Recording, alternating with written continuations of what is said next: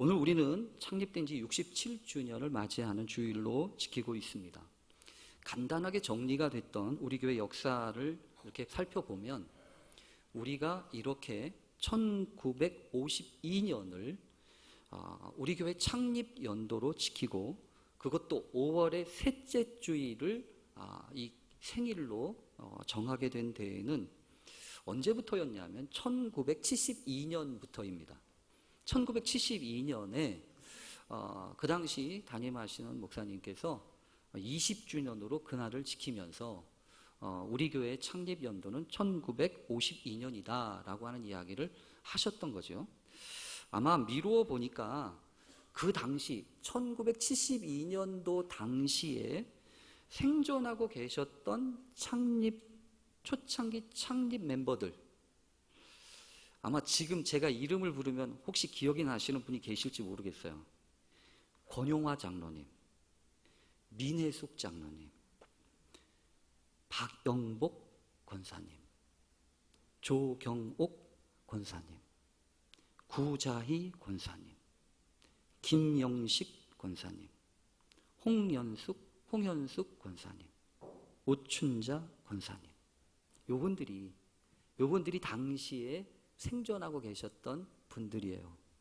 그래서 그분들을 통하여서 아마 여러 가지 자료들을 조사하면서 그래, 우리 교회는 1952년이 우리 교회 창립 연도야 라고 하는 이야기로 잠정적으로 결정을 하셨던 거죠. 근데 또 거꾸로 이렇게 생각해 보면 우리 교회 주축 멤버가 되셨던 그분들이 그때부터 교회를 다니시거나 그때부터 교회를 세우셨던 것은 또 아닙니다. 먼저 1945년도에 해방이 되면서 이렇게 이 감리교 신학대학교 안에 그 서대문 교회라고 하는 그 명목으로 유신성 목사님을 담임 목사님으로 모시고 이 교회가 있었던 거죠. 그런데 1952년도하고 53년도 사이에 무슨 사건이 있었던 거예요. 무슨 일이 있어서 많은 교회 교인들이 평동 13-1번지 우리가 예전에 있었던 곳 있죠? 그쪽으로 이제 옮기셔가지고 이 교회를 다시금 시작하시게 된 겁니다. 그러다 보니까 이 평동교회가 언제부터 시작된 거야? 라고 하는 이야기와 관련돼서 조금 논란이 될 수 있는 소지들이 분명히 있다고 저는 생각을 합니다. 또 앞으로 기회가 된다면 보다 정확하게 교회 창립에 대한 어떤 고증과 연구가 있었으면 좋겠다라고 하는 그런 바람도 있습니다.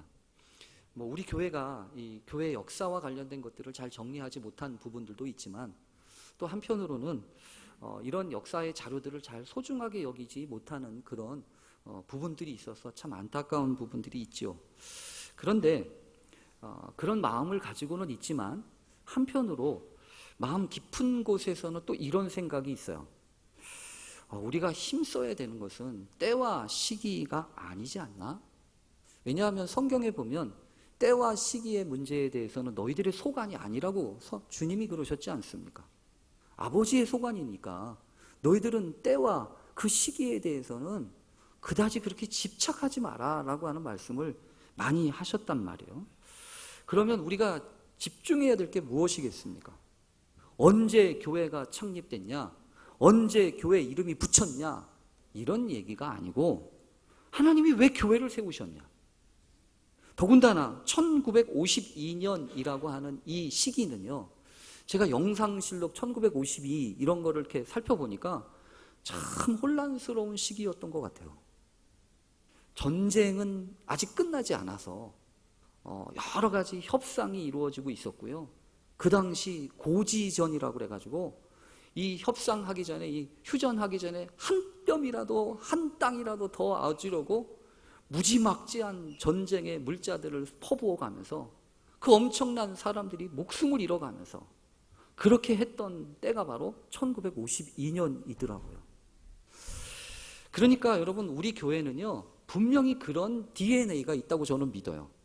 어떤 DNA가 있냐면 6.25 동란의 아픔과 또 그 상처가 아직 채 끝나지도 않았을 그 격동의 1952년에 이 태동하고 모여서 신앙생활을 하기로 했던 이분들의 마음속에는요, 어떤 영성이 있냐면 고통과 고난과 상처에 대해서 민감한 그런 영성이 있어요. 그것을 무시하지 못하는 그런 마음들이 있다고요. 더군다나 교회가 함께 모였다가 이렇게 나누어져서 무슨 이유인지 모르지만 그곳에서 따로 예배를 드렸으니 여러분 얼마나 마음이 조금 아팠겠어요. 그러나 여러분, 그와 함께 분명히 우리 교회 DNA 가운데 있는 건 뭐냐면 그런 상처와 아픔에도 불구하고 어떻게 해서든지 믿음으로 주어진 삶을 개척하면서 새로운 길을 열어가야 했던 그 당시에 그 선조들의 그 내적인 마음, 그 마음 속에 당연히 뭐가 있냐면 주어진 시련을 뚫고 다시 시작하라고 하는 강한 개척과 도전 정신이 분명히 있다는 겁니다. 그래서 여러분, 우리가 분명히 고백하는 것은 뭐냐 하면 교회는 사람이 세우는 게 아니야. 사람이 뜻맞는 사람들이 실향민 몇 명이 모여가지고 그냥 우리 이제부터 교회하자 해가지고 되는 게 절대로 아닙니다. 그래서 성경은 우리에게 뭐라고 얘기합니까? 믿음의 고백 위에 어떤 신앙의 고백을 가지고 있느냐? 그 신앙의 고백 위에 너는 베드로다, 내가 이 반석 위에 내 교회를 세우리라 하신 말씀처럼 사람이 모여서 세우는 게 아니고 주님 자신이 세워가시는 거라는 거예요. 그리고 어떤 시련과 위기가 있다고 할지라도 그 교회를 세워가시는 분이 주님이시니까 그 주님이 이미 말씀하셨던 것처럼 음부의 권세가 결코 이기지 못하리라, 그렇게 말씀하신 것처럼 분명히 결코 이기지 못하는, 그래서 오히려 이 신앙의 믿음의 승리가 예정되어 있는 그런 곳이 바로 이 교회라고 저는 믿습니다. 여러분, 꼭 그렇지 않겠어요? 그 옛날 격동의 1952년도에 우리의 신앙의 선조들을 부르셔서 그런 몸된 교회를 이루게 하신 그 주님이 다시 2019년 오늘 이때 우리를 부르셔서 우리를 부르신 거 아니냔 말이에요. 그런 주님의 부르심은 믿음으로의 초대입니다. 또한 말씀으로의 초대입니다. 교회로 부르신 거예요. 근데 여러분, 교회로 부르셨다고 하는 거는요, 혹시 오해하시면 안 됩니다. 왜냐하면 교회로 부르셨다고 하는 것이 아무개야 어디 교회로 가라 라고 그렇게 부르셨다는 게 아니라는 거예요. 그게 아니고 여러분, 교회가 되어라는 얘기예요. 우리가 교회가 되라는 얘기입니다. 그래서 교회로 부름받았다고 하는 것은 실패하지 않는다라는 얘기가 아니고요. 왜냐하면 교회는 처음부터 실패한 제자들로부터 시작된 거예요. 처음부터 그런 여러 가지 어려움과 시련 속에서 무너지고 또 모른다고 부인하고 그래서 도망가고 그러다가 주님의 손에 붙잡혀가지고 세워지기 시작하시는 것이 교회라는 거예요. 그러니까 여러분, 오늘도 마찬가지입니다. 오늘도 주의 손에 붙잡히기 시작할 때 비로소 교회가 되기 시작할 줄로 믿습니다. 교회가 되어라 라고 하는 소리를 여러분, 우리는 다시 이 교회 창립 67주년을 맞이하면서 다시 귀하게 들어야 합니다. 그런데 여러분, 어떻게 교회가 될 수 있겠습니까? 그래서 오늘 이야기하려고 하는 것이 봉헌이라고 하는 거예요. 특별히 오늘은 창립기념주일일 뿐만 아니라 우리가 그동안에 이곳에서 교회를 건축하면서 다시 입당 예배도 드리고 그동안 이제 한 3년 정도 가까이 예배를 드려왔는데요. 오늘은 예배당, 이 교회당 봉헌 예식을 드리게 됩니다. 그동안 우리가 이 예배를 위해서 드렸던 이 교회를 하나님 앞에 봉헌하는 것들을 우리가 미뤄왔던 몇 가지 이유가 있었습니다. 우선 우리는 하나님께서 정말로 귀하게 은혜를 주셔서 무슨 교회 빚이 있는 건 아니거든요. 근데 여러 가지 행정적인 절차가 완료되지 않고 있었습니다. 그 중에 하나가 등기 문제였어요. 교회 소유권에 대한 문제였는데 아시는 것처럼 평동 13-1번지 땅을 이 개발하느라고 이 아파트 이 조합 측에 주고 이 땅을 우리가 받는 거란 말이에요. 그런데 이 땅이 아직 우리 걸로 넘어오지 않은 거예요. 요번에 보니까 요번에 이쪽에 입주하신 분들이 이번 3월, 4월 이때쯤 이제 막 이제 등기가 나고 막 그러더라고요. 그래서 저희가 한편으로는 우리는 언제 나나 하고 알아봤어요. 그랬더니 조합 측에서 벌써 났을 거려 그러는 거예요. 그래가지고 부랴부랴 찾아봤더니 정말이에요. 정말 작년 9월 13일에 이미 떡하니 이 땅이 유지재단에 편입된 걸로 나 있더라고요. 제가 그래서요 그때도 다시 한번 하나님 앞에 그렇지 우리 하나님이 먼저 행하시지 우리가 질질 짜서 이렇게 저렇게 행하시는 게 아니라 하나님 우리가 생각하기도 전에 다 처리해 놓으셨더라고요. 그리고 우리는 나중에 발견하는 거예요. 나중에. 그래서 부랴부랴 우리 장로님들과 함께 논의하면서 이제 땅도 우리 유지재단으로 편입돼 있고 이미 건물은 이미 등기가 되어 있으니 미룰 이유가 없잖아요. 미룰 이유가. 그래서 하나님 앞에 오늘 봉헌 예배로 이렇게 함께 드리게 된 거예요. 근데 여러분 봉헌이라고 하는 걸 여러분 우리가 뭔지를 잘 알아야 될 것 같아요. 봉헌이라고 하는 말의 뜻은 이렇습니다. 삼가 공경하는 마음으로 어떤 것을 구별하여 거룩한 목적으로 하나님 앞에 드리는 것, 이게 봉헌이에요. 근데 여러분 잘 보니까 이 봉헌이라고 하는 것을 우리가 예배 드리면서 매일 했어요. 그렇지 않아요? 그래서 예배를 드리면서 우리가 봉헌 시간이 따로 있지 않았습니까? 뭐 다른 교회에서는 이렇게 헌금 바구니를 돌리지만 저희는 이곳에 오기 시작하면서부터 우리가 헌금 바구니를 돌리질 않잖아요. 먼저 하나님 앞에 예배 드리면서 각자가 믿음으로 준비해가지고 우리 봉헌함에다가 헌금함에다 넣고 그러고 난 다음에 그것을 모아가지고 하나님 앞에 드리는 시간이 봉헌 시간 아니에요. 그러니까 곰곰이 생각을 해보는 거예요. 우리가 이미 매주마다 봉헌은 했었네. 봉헌은 매주마다 했던 거예요. 그러면서도 우리가 참된 의미의 봉헌의 의미와 이런 것들을 잘 말씀을 안 드렸구나 라는 생각이 들어요. 그래서 오늘 여러분과 함께 봉헌의 의미에 대해서 잠깐 말씀을 드리려고 그래요. 성경에 보면요, 이 봉헌식을 공식적으로 했던 것들이 4번 나옵니다.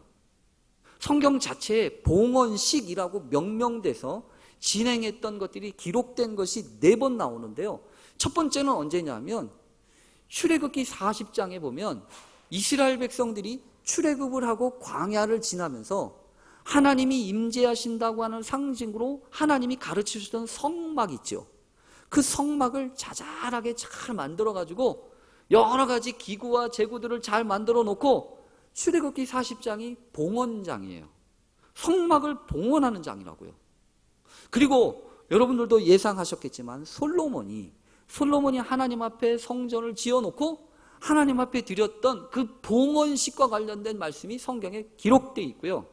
세 번째는 언제냐면 바벨론으로 포로 잡혀갔다가 바벨론에서 다시 돌아와가지고 스룹바벨을 중심으로 해서 작지만 그래도 성전을 지어놓고 하나님 앞에 봉헌했던 것이 그 시간이에요. 그래서 에스라서에 있어요. 그런데 여러분 이것들은 다 성전과만 관련되어 있는 거잖아요. 근데 특별한 게 한 가지 있어요. 느헤미야가요, 예루살렘 성벽을 52일 만에 다시 재건하고 난 다음에 성벽을 봉헌하는 것이 느헤미야 12장에 있더라고요. 그러니까 여러분, 봉헌이라고 하는 것은 성전만 봉헌하는 게 아니네. 성벽을 봉헌하는 거네.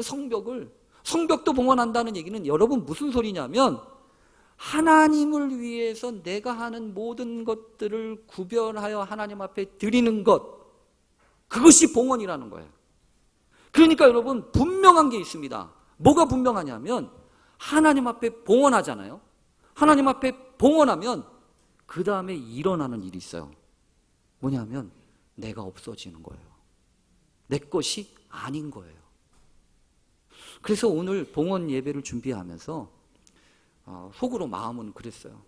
우리가 하는 거는 다 이제 내가 했네, 네가 했네 이런 거는 다 하나님 앞에 내려놓는 겁니다. 봉헌을 하고 난 다음에도 내가 했네, 네가 했네 라고 하는 것은 있을 수가 없다는 거예요. 왜냐하면 출애굽기 40장을 보니까 그런 것들이 계속 반복되더라고요. 성막을 짓고 난 다음에 이 성막을 다 봉헌을 하면서 기름을 가지고 기름을 갖다 이렇게 발라요. 왜 기름을 바르냐면 거룩하게 구별하기 위해서. 성막에 기름을 발라요. 성막만 바르는 게 아니라 성막에서 일하는 제사장을 구별해 가지고 아론과 그 자손들에게 또 기름을 발라요. 구별한다는 거예요. 근데 그 뒤에 계속 반복적으로 나오는 말은 뭐냐 하면 여호와께서 모세에게 명하신 대로 되니라. 여호와께서 모세에게 명하신 대로 다 됐다는 거예요. 그것을 확인하는 것이 봉헌이었다는 거죠. 그러면 여러분 우리도 마찬가지 아니겠어요? 우리도 마찬가지 아니겠냐? 여러분 우리가 지금 예배당 봉헌을 하고 있어요. 그러나 정말로 중요한 것은 건물이 아니에요. 건물이 중요한 게 아니라 그 예배당에서 살아가는 우리들의 마음과 우리들의 심령이 주님 앞에 함께 봉헌되지 않는다고 한다면 그것은 참된 의미의 봉헌이 아니라는 거예요. 그래서 여러분 봉헌 예식보다 중요한 것은 봉헌 예식에 뭐 했나 이게 중요한 게 아니라 봉헌 예식에 찬송도 있지요. 봉헌 예식에 여러 가지 시간들이 있어요. 그러나 봉헌 예식보다 중요한 것은 봉헌의 삶을 사는 거예요. 하나님 앞에 드려진 삶. 이제 보니까 내가 내 것이 아니고 이제 보니까 내 자녀가 내 게 아니라 하나님의 것이었습니다 라고 고백하는 것이 바로 봉헌이라는 거예요. 그래서 여러분 오늘 우리가 다시 한번 하나님 앞에 봉헌하면서 예배당을 봉헌하는 것이 아니라 내 인생을 주님 앞에 봉헌합니다. 내 삶을 주님 앞에 봉헌합니다. 그렇게 믿음으로 고백하는 귀한 역사가 있어지게 되기를 간절히 축원합니다. 여러분 그래서 함께 좀 살펴보고 또 나눌 말씀이 있어요. 뭐냐 하면 혹시 좀 띄워주십시오. 우리가 입당 예배를 하면서 입당의 이 평동의 고백이라고 그래가지고 선언한 게 있어요.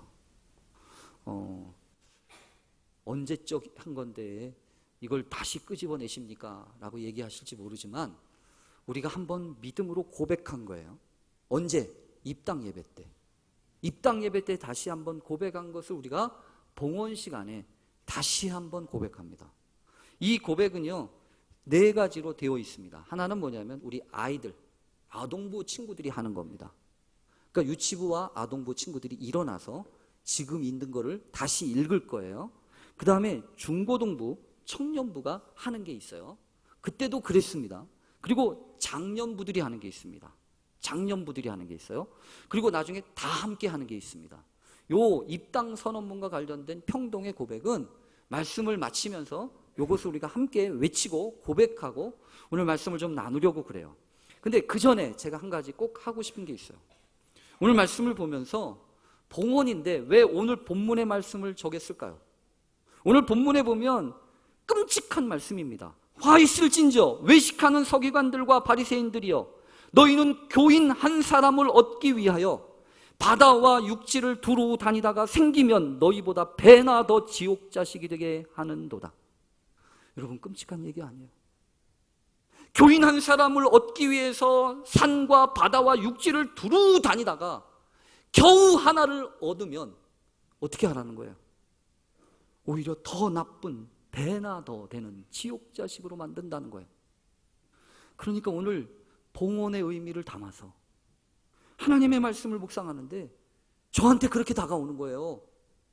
야, 아무리 봉헌한다고 해도 한 사람, 너희 중에 있는 한 사람 소홀하게 여기고 한 사람 바로 세우지 못하면 말짱 꽝이야 라는 얘기예요.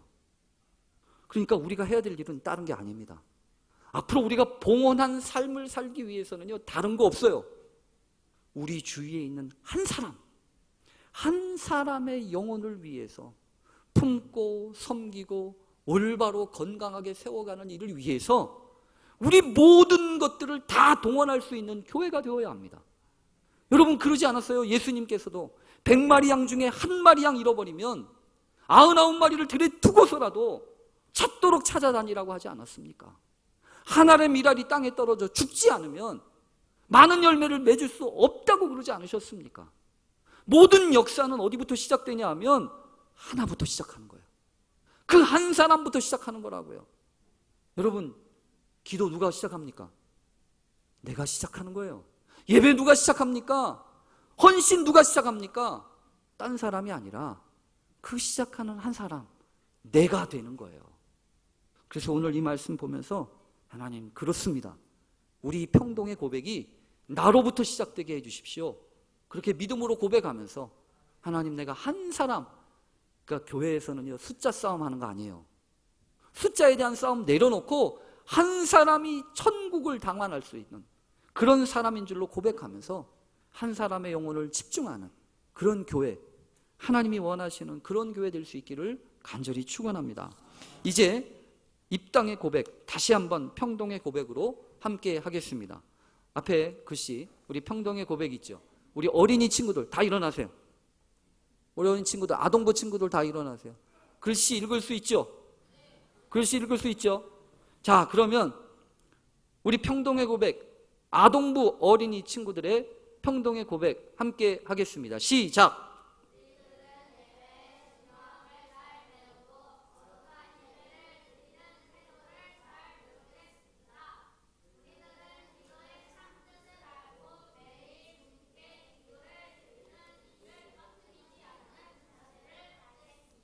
아멘. 제자리에 앉으세요. 우리 학생부, 청년부 다 일어나 주세요. 학생부, 청년부, 중고등부 친구들 다 일어나세요. 요렇게 지난번에 했어요. 우리 학생부, 청년부의 고백 우리 함께 읽겠습니다. 시작.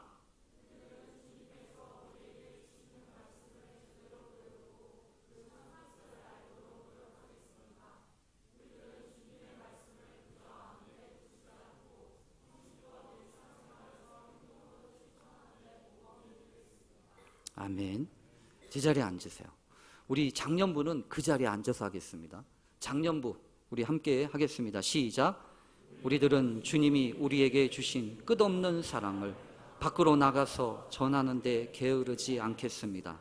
우리들은 이 지역에서 일어나는 모든 일들이 주님의 뜻 안에서 이루어지도록 주의 말씀을 전파하는 데 힘쓰겠습니다. 이제 다 함께 일어나셔서 마지막입니다. 우리 다 함께 이 고백하고 제가 기도하겠습니다. 시작. 우리들은 우리 교회가 참되게 예배드리고 기도가 끊이지 않고 힘찬 찬송이 울려 퍼지는 교회가 되도록 다 함께 힘써서 하나님께 정말 사랑받는 교회가 되도록 하겠습니다. 아멘. 기도합니다. 하나님 아버지, 평동의 고백을 받으시는 줄로 믿습니다.